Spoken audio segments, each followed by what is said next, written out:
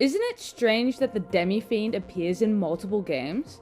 At first, I really thought nothing about it, other than, oh cool, this is just an extra boss that I get to fight, if I either meet the requirements to fight him or have enough money in my wallet to send to the almighty Atlas.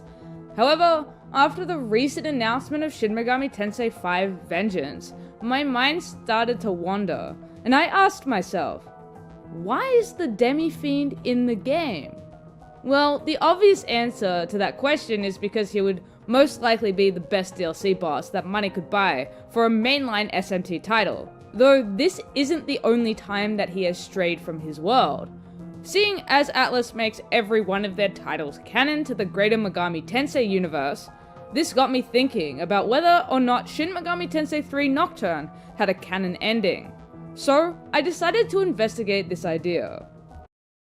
The first thing we have to investigate for this theory is the demi-fiend himself. The demi-fiend is the demon-human hybrid protagonist of Nocturne.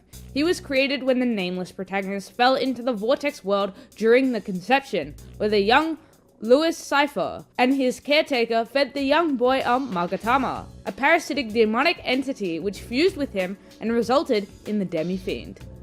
It then becomes the task of the demi-fiend to explore the world and ultimately decide the result of the conception, which is where the multiple endings for the title stems from.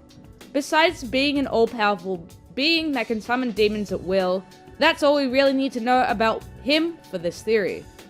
The next important thing to look at is what was briefly mentioned before, Nocturne's various endings.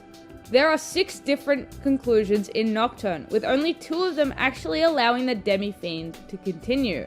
These endings are known as Reason of Musubi, Reason of Shijima, Reason of Yosuga, Demon Path, Freedom Path, and True Demon.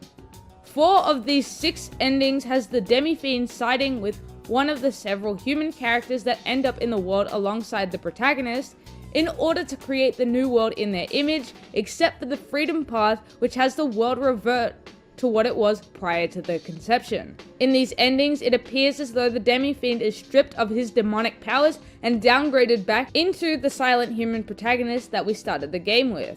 This is important because in both the Demon Path and the True Demon ending, the demi-fiend's powers are still present, alongside the demons still remaining present throughout the world.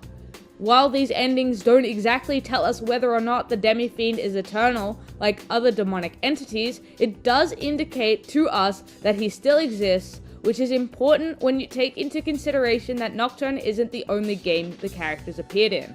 The demi-fiend has also appeared in the following titles: Shin Megami Tensei Imagine, Digital Devil Saga Avatar Tuner, Shin Megami Tensei IV Apocalypse, and Shin Megami Tensei V. The appearance that we can rule out for this theory is in the Apocalypse DLC. In this game, the mysterious recurring character Steven brings all of the protagonists from the numbered Shin Megami Tensei titles into the Diamond Realm, with the goal of allowing them to regain their lost strength from battles they have lost in their respective universes. After this DLC mission is completed, the protagonists are all sent back to their respective worlds before a life-threatening event occurred, with the new goal of thwarting whatever it was that caused them to perish.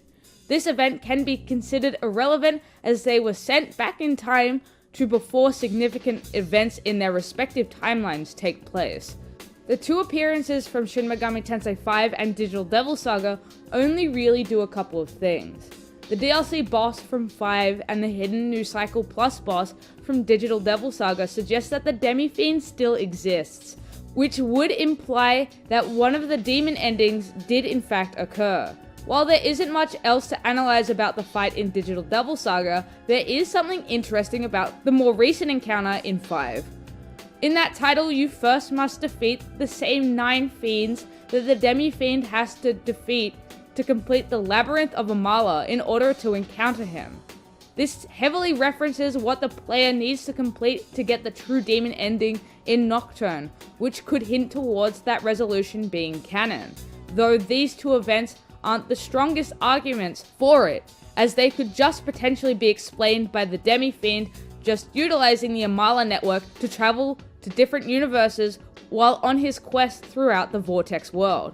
Shin Megami Tensei Imagine would contradict this idea. Initially, the demi-fiend was only an event boss that appeared for the game's 5th anniversary, but later became added to the game as a permanent boss. He is summoned as one of Lucifer's great generals, which ties back to the events in the True Demon ending. In the True Demon ending, the demi-fiend defeats Kagutsuchi, the overseer of creation, which results in the Vortex world remaining, as without him, the world cannot be reborn. Afterwards, Lucifer then reveals himself to the demi-fiend and states that he was watching him the whole time, under the guise of a young boy and old man. He then appoints the demi-fiend as one of his soldiers to test the true limits of his dark power, with the demi-fiend ultimately becoming the secret weapon in the final battle against the Great Will. Imagine's title of Great General seems to confirm these events did take place. Now, wonderful people of the internet, I can see the argument that this could be one of the many different endings which leads to different realities, and that is a good point. The series is known for having multiple different endings leading to different stories, and many fans have theorized that the games connect to each other through different endings, though in Nocturne's case it doesn't really make sense if the True Demon ending is canon. The demi-fiend making appearances in other titles really disproves the other endings, as most of the game's titles are set in Tokyo, which would currently be the Vortex world if the True Demon ending is canon. But this is all just a theory. The expansive Megami Tensei universe is full of complex puzzles that not even the inhabitants can solve. Shin Megami Tensei III Nocturne has a canon ending, or at least I believe so with the evidence that the series has provided. The True Demon ending has correlations to other appearances that the demi-fiend has made throughout the series so far, which does indicate that the title has a definitive ending. These appearances do go against the theory that multiple endings of Nocturne happen to create different universes, as the demi-fiend still appears to be alive and a general of Lucifer, which does go against all other endings in the game. This can be disproved in the future, though, or if Atlas ever comes out and announces any other information, because at the end of the day, they can make whatever they want canon to the franchise. This video was super fun to research and it was great to talk about. I know I say this often, but the main reason why I make videos is because I can't really talk about this stuff with my friends, as they're just not Mega 10 fans, or they only really play Persona, which I'm not upset about because I get to share these things with you guys. So because I got to share today, I want to know what you all think in the comment section down below. Also, if you enjoyed the video, don't forget to leave a like and subscribe for more content like this in the future. With that all being said and done, my name is Resin Unleashed, the resident who took a shower thought, made it into a video, and unleashed it out into the world, and I'll catch you all next time.